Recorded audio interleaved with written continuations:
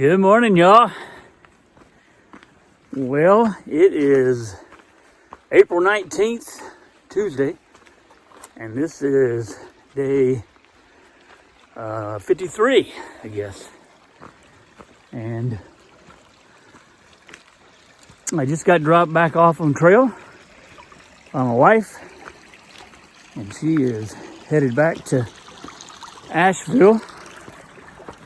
And as you can see, it is snowing this morning, and the winter continues. What are you gonna do? So, it rained and snowed last night, so I was glad I took that.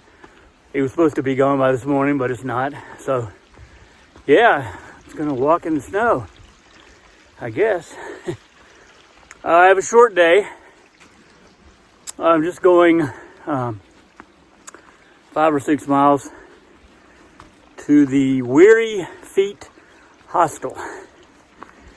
And I'm going uphill already. And then tomorrow will be another 15 or 16.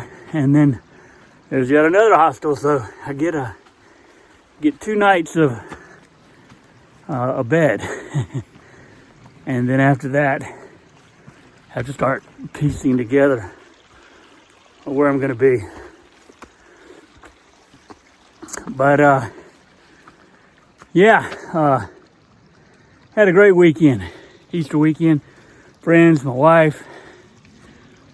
Thanks to my good friend Ted coming over, picking me up and taking me into Lynchburg, and of course Bob and Myra and their sons, Aaron and Rob, just for hosting me, doing the brunch. Got to do laundry, just good fellowship, good friends I've known for about 30 years, I guess. So yeah, it was a great weekend staying with them. So thanks again, Bob, Myra, Ted, for all you've done. And all the friends that came over as well, and neighbors. So, yeah, I'm gonna hike in the snow, and we'll just keep going. And again, be at the hostel here, hopefully in about 2.5, 3 hours. So, let's go.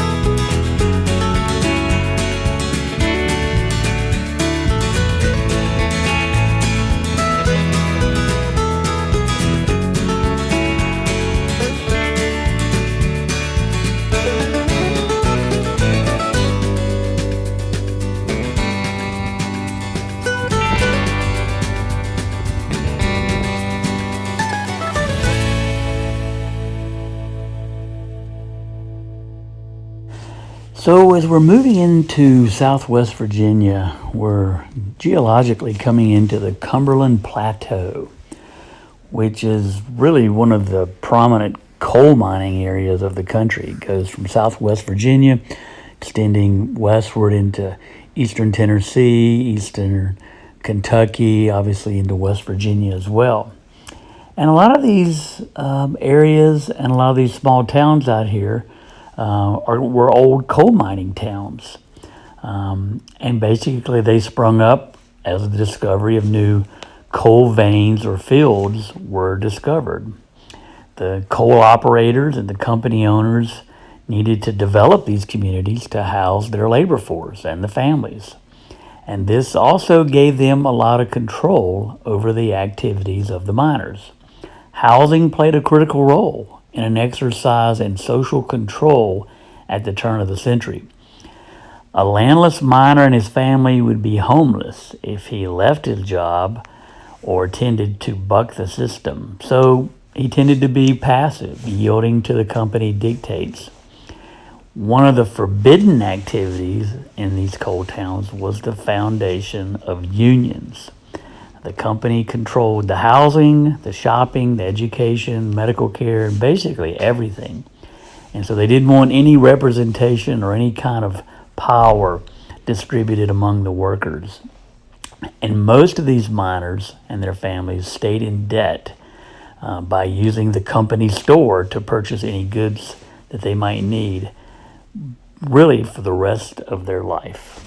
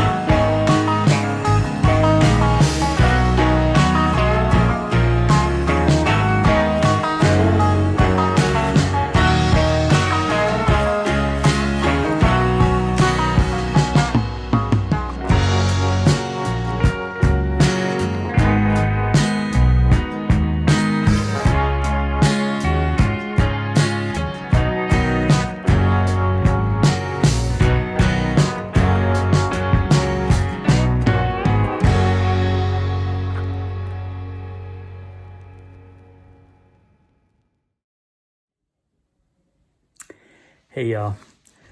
So day 53 has come to an end. I was dropped off this morning by my wife, who went on back to Asheville after the 2 days in Lynchburg, and boy, that was a great weekend with great hosts, my good friends Bob and Myra, and another good friend Ted.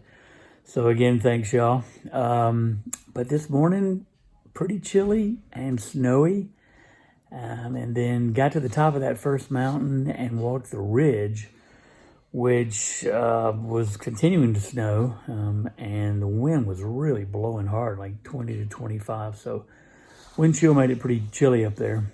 But then as I descended and came down, within 1,000 feet, it was all green. There were leaves on trees. There were flowers. It was just totally different. So yeah, pulled in here to the Weary Feet Hostel, which is a working farm as well. And super nice people. Just got through feeding us dinner, which is kind of a typical But we had turkey and mashed potatoes and gravy and dressing and corn and pound cake, ice cream, the whole bit. But it's a busy place. There's 17 hikers here. Two of which I have seen in the past. A lot of people had gotten off trail over the weekend because of the snow as well. So I ended up, basically running into them again because I got off as well. But yeah, it was a short day. It just worked out this way. I knew this was a good hostel and you could get dinner and a breakfast tomorrow. But that was it. It's been about 5 miles. Just had to kind of get through that snow at the top. And then after that, it was downhill and really an easy hiking day. And tomorrow will be about a 15-miler, I think. But there's another one of the best hostels on the entire Appalachian Trail tomorrow. So I'm looking forward to that. And that's about it for the day. Just working my way back into it after a couple days off. So yeah, I'm going to stay the night here, and I will see y'all in the morning. Thanks, y'all. Bye-bye.